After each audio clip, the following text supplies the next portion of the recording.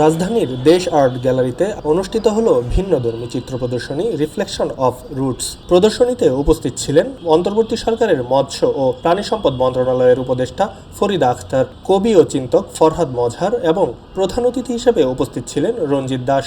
এছাড়া দেশের নবাগত চিত্রশিল্পীরাও প্রদর্শনীতে অংশ নেন। চিত্র প্রদর্শনী অনুষ্ঠানে প্রধান অতিথিকে সম্মাননা স্মারক ও ফুল দিয়ে বরণ করে নেওয়া হয়।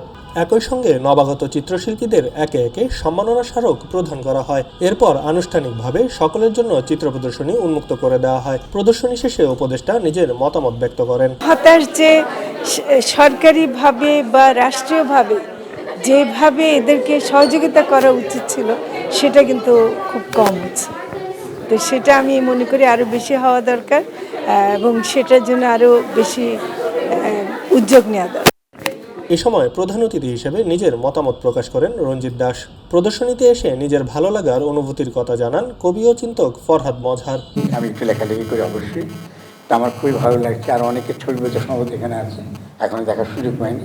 আমাদের আসবার যে মূল যে আমার আসার বিশেষ আগ্রহ, তা আমাদের ছোট কেয়া অনেক বড় হয়ে গেছে। এখানে আপনারা যারা এসছেন আপনাদের সকলকে আমাদের পক্ষ থেকে, আমার পরিবারের পক্ষ থেকে কেয়া এবং একই সঙ্গে তার বাবা মা যারা এখন নেই আমাদের সঙ্গে, তাদের পক্ষ থেকে আমি আসলে খুবই শুভেচ্ছা জানাচ্ছি। দেশের নতুন চিত্রশিল্পীদের নিয়ে কেন এই ভিন্ন ধর্মীয় উদ্যোগ এবং ভবিষ্যৎ পরিকল্পনা সম্পর্কে জানান।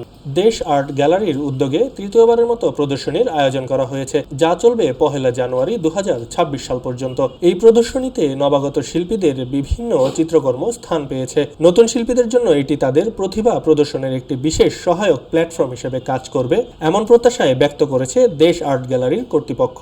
আমি Anamika Hossain, creative and communications director. আমাদের এটা সফট লঞ্চ ছিল অ্যান্ড এটা আমাদের 3rd এক্সিবিশন।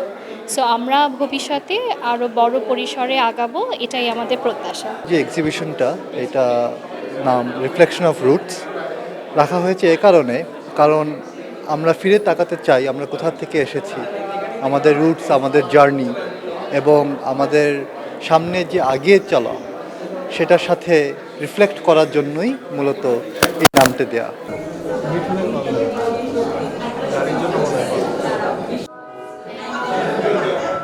আব্দুল্লাহ আল বাকি, খবরের কাগজ।